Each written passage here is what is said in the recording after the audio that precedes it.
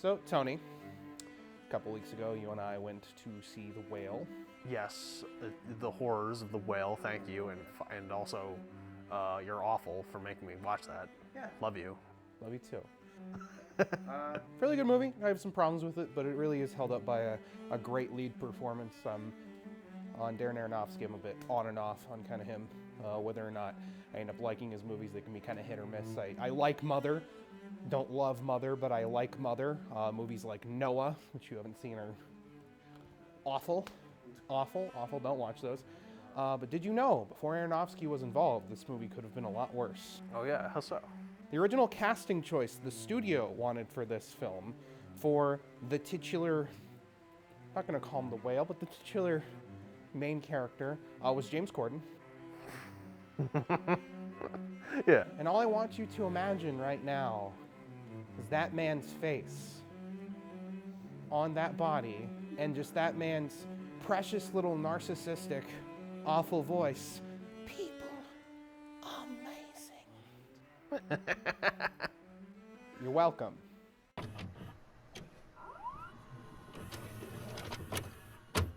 You've never seen it. I've never seen it. Oh my.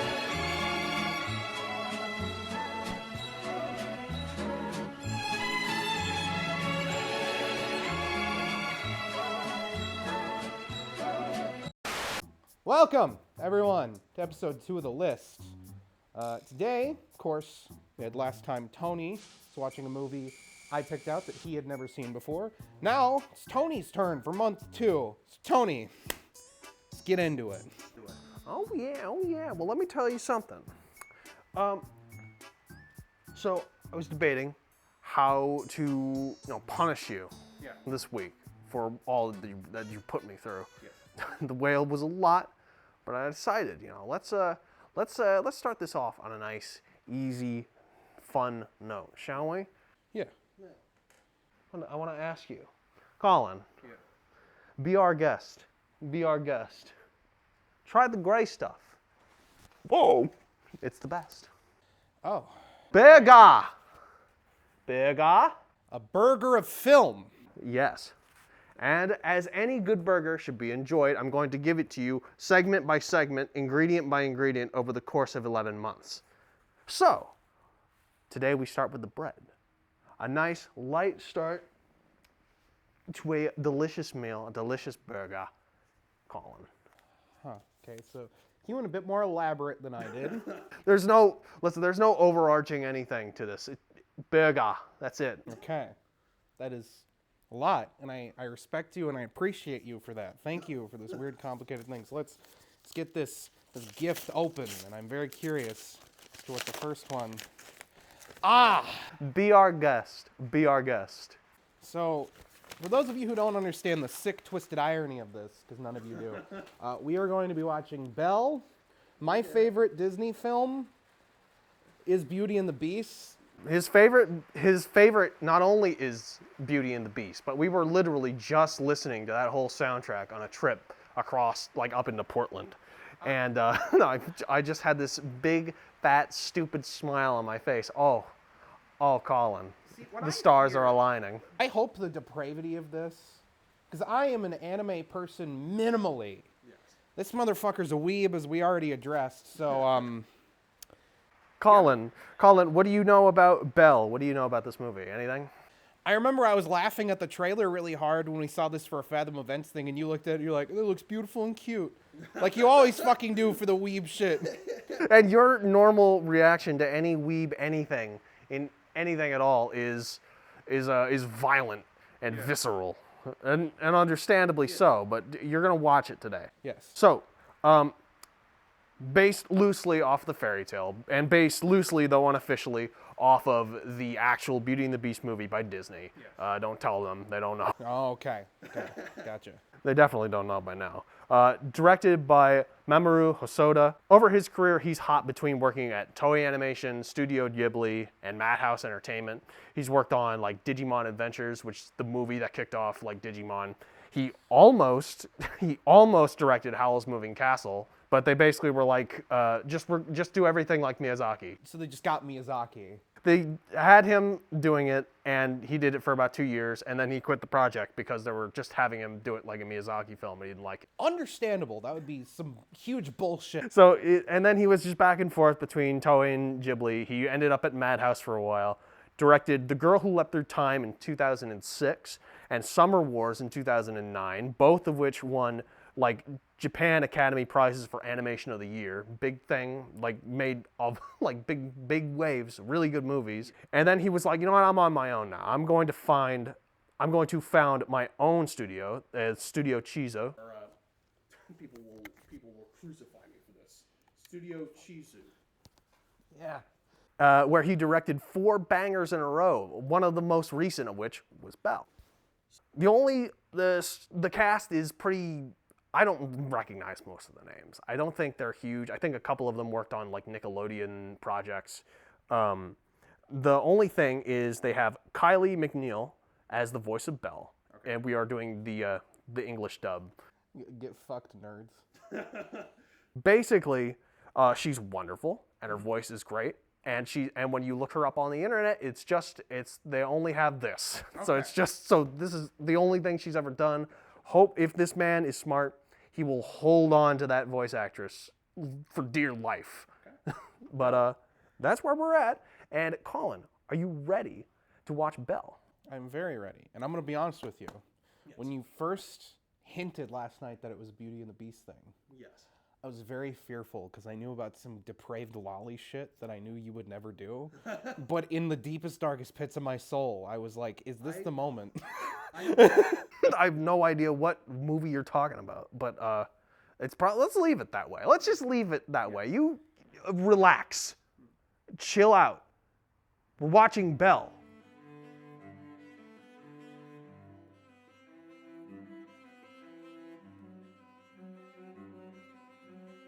So Colin, Belle, how do you feel about it? What are your feelings?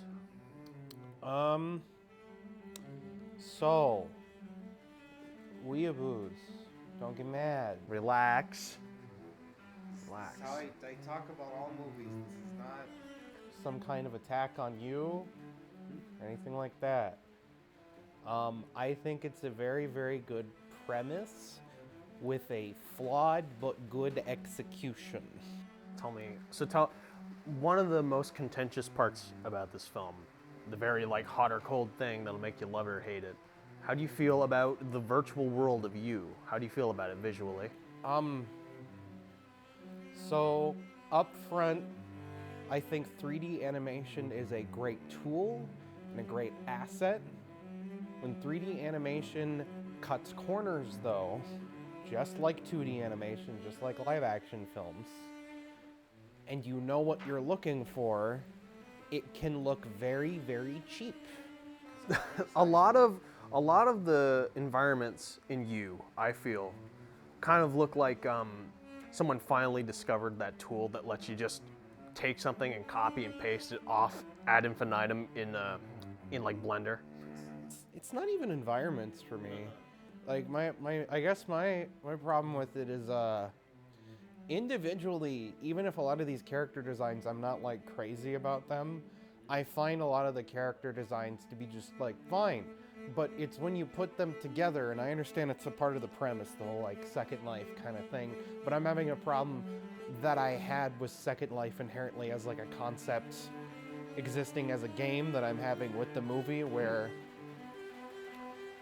something like that you have, or like VR chat, you have all these sort of clashing art styles being put together, and with the clashing art styles going together, you end up inevitably running into an issue where nothing ever feels cohesive, and it feels very corporate, and that's thematically a part of it, but that doesn't make it any less visually appealing to look at, since I want to say about half the movie takes place in it. When I feel like the virtual world finally comes together is when everyone's coming together in harmony and there's a color palette for the first time. Yeah. That works really good. If you went full ham on making it just like the internet is right now, where people's, like when you go on the internet and you're on like VR chat or whatever, people's audio quality is not all great. some people are shouting into their dirty bud mics. Some people have Turtle Beach headsets that kind of, That was the thing I brought up to you during it, and I think like there wasn't enough committing to this idea where if that is going to be your reasoning for making everything kind of aesthetically, I'm going to use the U word, ugly, which I know a lot of people may not feel that, but that's just my personal like taste. And I want to get my criticisms out of the way before I like sort of talk about what I like about the movie, because there's a decent amount that I like. I think kind of where like one of its biggest shortcomings is the whole like idea of labeling this even as an adaptation of Beauty and the Beast, because it's not an adaptation, it's using visual trappings. Yeah, if it's an adaptation, it's so very loose. To the point where I feel like the movie would be stronger if you just removed a lot of those elements. I feel like the movie would be so much better if like you just like let it do its own thing entirely and weren't trying to like tie those trappings in, to the point where I'm almost wondering if the idea for the movie came up first as a Beauty and the Beast adaptation and then just trailed off into its own thing so much. Obviously, there's the rug pull kind of situation where it's revealed that the Beast is not actually some like Prince Charming character. He's not actually like some big celebrity character. He's just some kid somewhere, and that's partially where some of the themes come from. That Well, I would argue that's the thematic crux of the entire movie, and I think the kind of general thing I have is I'm like, no, I think thematically this movie is very smart, because thematically this movie is about moms. This movie's about moms and the importance of motherhood. You have from the beginning, this girl's mom is taken from her, and that's the thing that's like entirely been missing her entire life. And then you have this little boy who comes in, and we have a character who outright says, oh, this is like your mother. I never saw him as crushing on you or anything like that. But then at the very end, she does the exact same thing, metaphorically saving someone else from the ocean and also doing what the little boy and her friend in high school did for her. It's once again, a story is told in threes.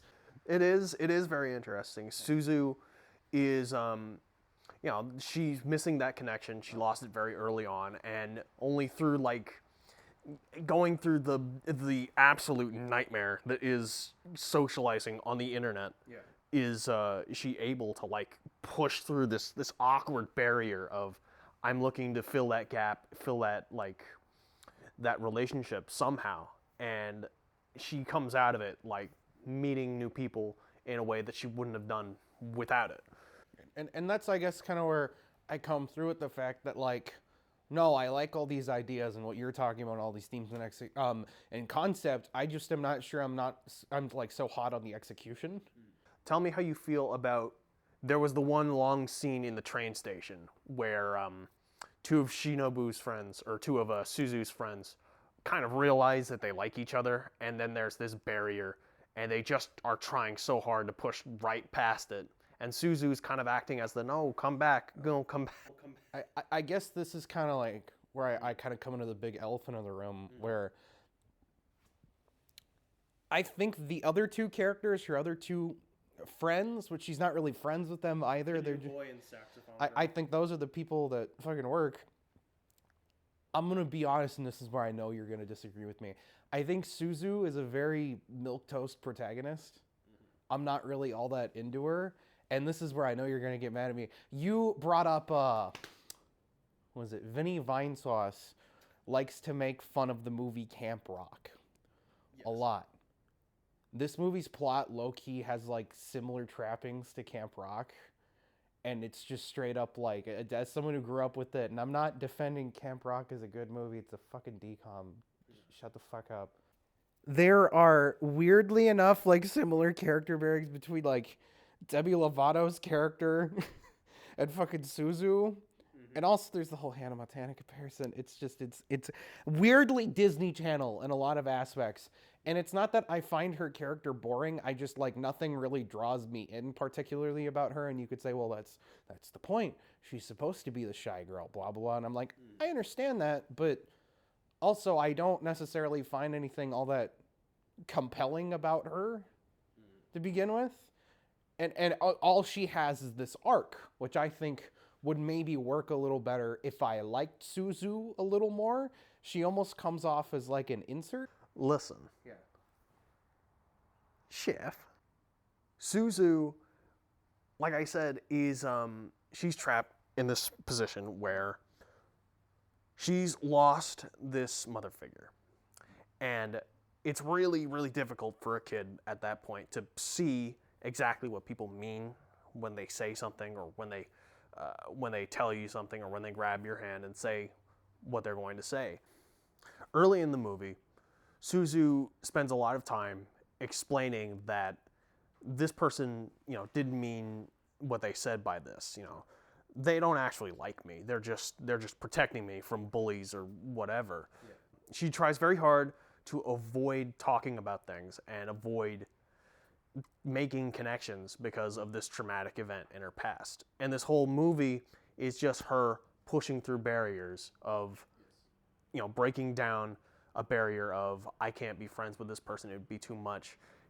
It's just pushing past that awkward moment when you're first trying to just talk with someone, or just trying to get past this. Like when you ask somebody out on a date, there's just this barrier of weirdness that you kind of have to just push through. Yeah. And at the end, you'll come out with something. Yeah. But it's better than staying on the other end of the barrier all by yourself. And I guess that's partially what I was addressing, which is you go to sort of what you're describing is, once again, arc stuff. Yeah. This is sort of how a character develops. You need to sort of have that establishing front, that sort of baseline of what everything is. The problem that I run into with this character that I guess I'm still trying to figure out your thoughts on is, I don't really have an idea of who she is outside of that still. You're talking about she needs to push past that barrier and get to a point where she's comfortable. Okay, but I never feel like the movie, even by the end, pushed past who she is. She is at sort of this base flatline the entire thing of there's awkward archetype, I guess. There is the whole theme of music. When she's a little kid, she discovers music with her mom and her dad, and they support her through it.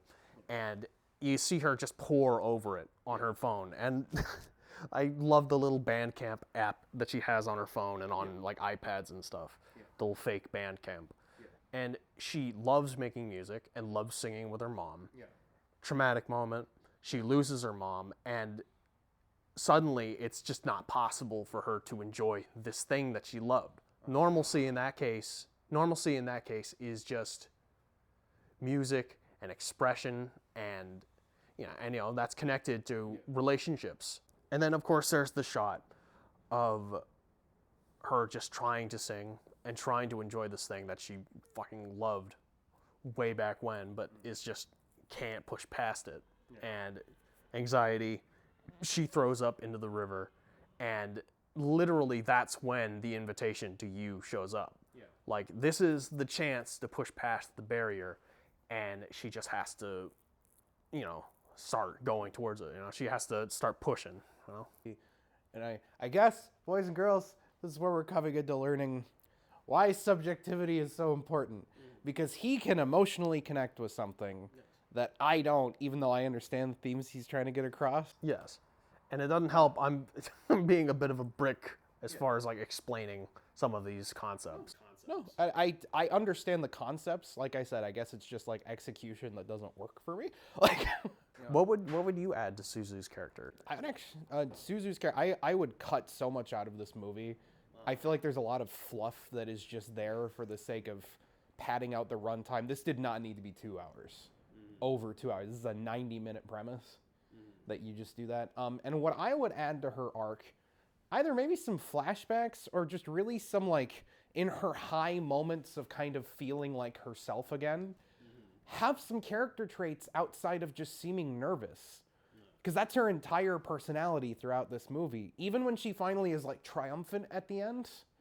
And it's this whole thing of thematically, I guess I was really thrown off by the ending and something I didn't like, which is you have this whole moment where the Belle skin is shed. Yes. and that's completely gone.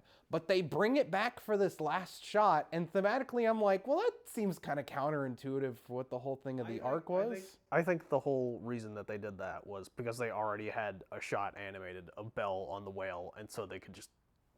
Well, then that just goes into my whole thing of the laziness. It's something I don't really. It's like you're using 3D. Yeah. You have, using the 3D software like that makes it so much faster to animate stuff. Go a little nuts, go a little crazy, but they didn't. Yeah, no, and I guess that. Which is a little disappointing. Yeah. Yeah, and it, to me, it just kind of like takes the arc that they were already building to and just kind of deflated it a bit. Because the stuff I do like, and okay, this is one of the big things, and I guess kind of where I thought this movie was going in a direction that it didn't end up going in, and I thought it was so smart because I thought I was predicting it. I thought the Beast, because they keep, everyone on the internet keeps trying to like, predict who the Beast is and like, is it a romantic relationship? But to me, it like came off exclusively during their scenes together that it so much was not a romantic thing between them. They were just helping each other. Yeah. I thought because of how little we see the dad and how much he clearly seems hurt, it was going to be revealed that the Beast was her father, who was having his own emotional troubles because his fucking wife died. Yeah. And the bruises were emotional scars. On his back. So when that shit happened, it's not that all that stuff wasn't set up. That was kind of the annoying part. I was sitting there being like, oh, so it's the kid. And it is all set up and there. Yeah. They give you lots of shots. Whenever people are talking about who the Beast could be, in the background and in snippets and in clips, they always show up again. The singular little boy who, assumption on my part, I assume is on the spectrum just from the way he speaks. I don't know if that was the intention or not, but whatever. Either that or he's just an awkward little kid. Yeah, or as you brought up several times, like trauma. Nah. Like that kid to me had more character traits put upon him than our main character did. Mm-hmm. Like I felt like I got a grip of who that kid was, and also the Beast, which is another thing. Like I don't want like alone time with the Beast, but if we're really going to be comparing this to like what it claims it's adapting, i.e. the Beauty and the Beast animated movie, the Beauty and the Beast book, the John Cocteau movie, all this shit. You don't need like FaceTime outside of that because you would kind of ruin the plot revelation that they're going for. Yeah. But I feel like I needed to learn a bit more about like not the Beast specific struggles, but I need some more like one-on-one time to see like him struggling alone away from Belle for that to really work. I don't know. There are shots of that with the Disney's Beast that are really, really good. That's my point. It's just like... But yeah, when they make the premise about putting up walls and breaking past them, it kind of like limits your ability to be with that character, I think. The camera, the film itself, is not a wall that should be invisible to our character. Yeah. So that should be a place, which is sort of like, I guess, where I'm coming at with our lead. Is that like we got no moments of her being alone and kind of emotionally by herself, and sound like you have moments of her crying, but like someone being sad and depressed over something isn't just crying. It's anger. It's erratic behavior. I didn't see much spectrum of emotion outside of awkward and crying. What would have been really interesting is, once again, we go back to the 3D animation gives you so much room to do strange things and like kind of still make it cohesive. Yeah. If when she came into when she first started, she let go of a lot of those inhibitions and like was more animated and more moving, and like if she was more erratic in her design and in her animation, maybe that would be interesting because now you're in you. It's like not you. You're in you, but it's not you. And I also have this weird thing where like I had brought up to you and you brought up earlier, the whole thing of like the mics. I almost would have liked if the animation were even more limited and more janky. Yeah. When they got in the sort of Second Life reality, because then it would have like translated that this is, but they're going for a whole sci-fi thing. I don't know. I feel like this movie, in it being animated, had so much more opportunity, even if it is low budget, to like not limit itself. But I feel like the movie was almost a little too restrained. Maybe, if that at all makes sense. Like, it makes sense for the real world to be very restrained in its Yeah, it's like, that's so crazy. I talk about Canoe Kid, whatever his name is. I talk about how in that one scene in the train station, he's very animated, and his he goes off model. His face does the One Piece thing where it just extends into the horizon, and it's really cool. I feel like that was more animated than the 3D stuff, which feels like it should be the other way around. If the 2D world is like the real world, then you'd make it a little more restrained in its animation. It's once again, they're not willing to commit one way. It's either make it janky and not as animated, or like... And the 2D animation's so much more expensive, so like, I don't know. Is during dialogue scenes, not as... I don't know. It's like 2D animation, but we're talking about anime in itself, which cuts corners a lot. And this is how I end up being with most things, and it's why a lot of my friends find me really fucking boring. Don't talk with me about Marvel shit. I will bore the shit out of you talking about how my favorite part of Doctor Strange was a 3-part arc about asking whether or not Steven was okay. Like, that's fucking... I fucking, like... I prefer when these movies treat their characters like human beings, and all the stuff I liked about this movie was in the real world. Watching people interact, and all the stuff in, like, the whole, like, game world and everything like that. I don't know, it's like... I feel like I never really also got like a grasp on what the rules of that world were supposed to be, which at the end of the day is important, but not as important. Like, I understand. The lore of the world, I think it probably sells like toys and sells the movie and stuff, but you can squeeze it down, and people will fill in the dots. You didn't need... There's one shot specifically where thematically they reveal some big thing about the Beast, and about why he's so strong in the world is because of this emotional abuse and this physical abuse that he's suffering, and then they just say it again. Well, no, I remember I paused the movie at that point. The Gremlin girl literally said that again. Yeah, I don't need to do that because it's like I'm sorry to say this movie's not for children. Anyone who's wondering. It's rated PG, but like... It's one of those things where, like, there's a lot of weird sexually explicit, like, little moments where I'm just like, okay. But then it's like you have that moment, and it feels like you're treating me like I'm an idiot, as if I couldn't piece together, oh, the emotional scars are literal emotional scars. What? And it's just they're doing that to, like, build up the lore of this little universe that they've created, which, you know, that's cool and all, and it'll get people to talk about it on the internet, but like, it doesn't serve the movie as much. That completely, I'm saying, like, that being in the movie serves the movie, but having a moment where a character explains the literal thing you just watched. The explanation is the thing that's annoying. Yeah. So, but Colin, what did you like about it? Like I said, all the real world stuff. I like this sort of like John Hughes-esque teen movie going on with a bunch of sort of kids trying to get past it. Like you said, pushing past the barriers. I liked all of the characters except for the main one, which doesn't come from this extreme dislike of Suzu. It just comes from, like, I feel like I don't have anything to, like, grab onto with her as a character. And with, like, that ends up coming this whole thing where it's like, okay, I'm looking for stuff to latch onto.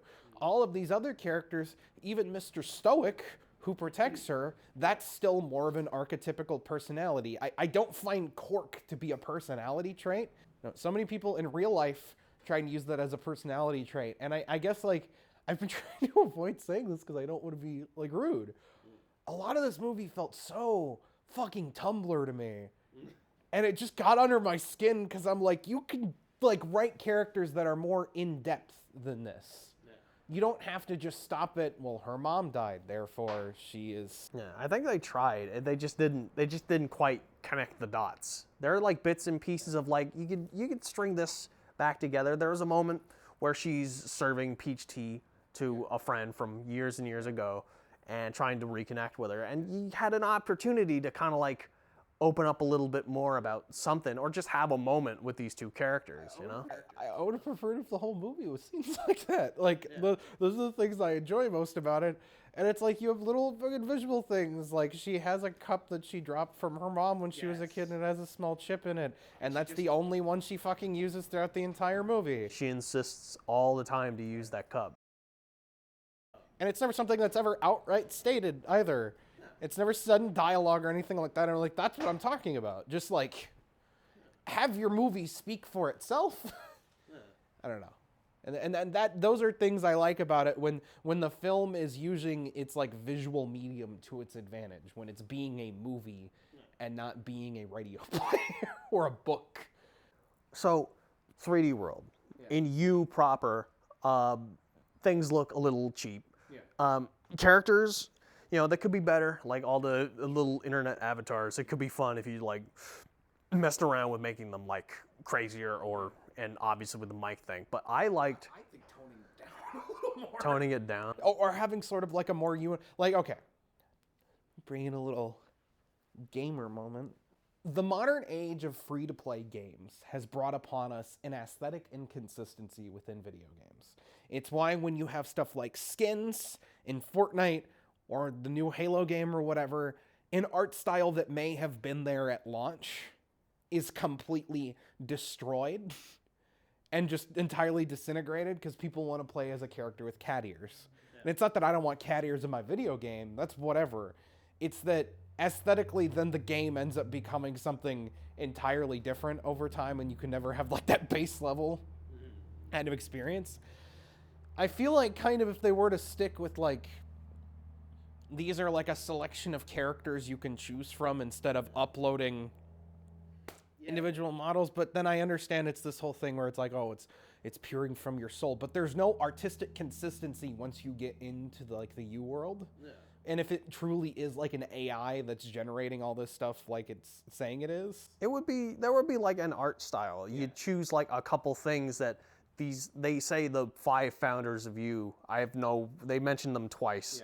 They would like certain things, and they would have like they'd say it would be really cool if everyone had wings or were fucking whatever. And then people's avatars would reflect that general art style. That makes sense. Or, my thing is either that or go all the way in the other direction. Just go deranged. Like, you have the assets, you got the time and the money, you might as well just make people really different from one to the next. Either just pick a lane and get in it. I'm not a fan of some of the inconsistent art style looking like the CG characters from the Doug Walker Wall review. It's weird. And it's not weird in like a way where it's like, oh, it's so creative. It's just like, I don't know. And it's some of the problems I have with the Steven Universe, which is something he is showing me. And I like the show as a whole. I just have some... We could just take this whole review and we could just, whenever we mention Belle or whoever, we could just insert ADR, just Steven and the Steven Universe show. And then this would be pretty close to his feelings on that. And I don't know. Because it's like, there's several... I brought this up at the beginning of the video. My favorite Disney film is Beauty and the Beast. This is not something like, I like anime, and I only like Akira and Dragon Ball Z. That's all I fucking like. I need to have manly fucking shit in my anime. No, I don't. Like, that's not the fucking thing. I love Akira and I love Dragon Ball Z, and those are... Well, I like Dragon Ball, not as much as Z, but... Besides that, I'm not that well versed in Japanese animation as a result, but I like Akira because it's just a film. Like I don't know. Like, it picks a theme and it picks the thing it wants to say, and it just drives it home with every bit of what it is. The animation, with sound design, with the character design, they really just drive it home. And it might be a little unfair to take like the anime film with like the biggest budget out of all anime films and put it against against this. They're two entirely different things. The only thing they have in common is animation.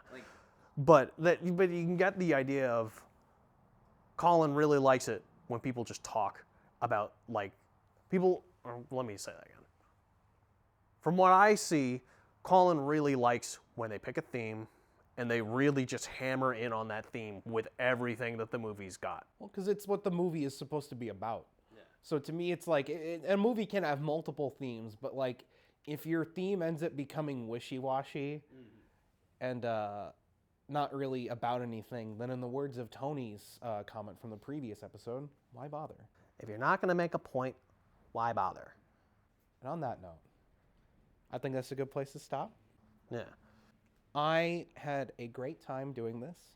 I appreciate you once again pushing me out of my comfort zone for something I normally would not watch, because regardless of whether or not I ended up loving it by the end, I still experienced something entirely different, and that's great and awesome. So thank you, sir. No problem. No problem. Thank you for weebing with me. Of course. And thank you all for weebing with us. And we will see you all next time. Chef. Once again, we cut it chef. Every time, credits right at the word chef. There's no discussion after the chef. No. It's just we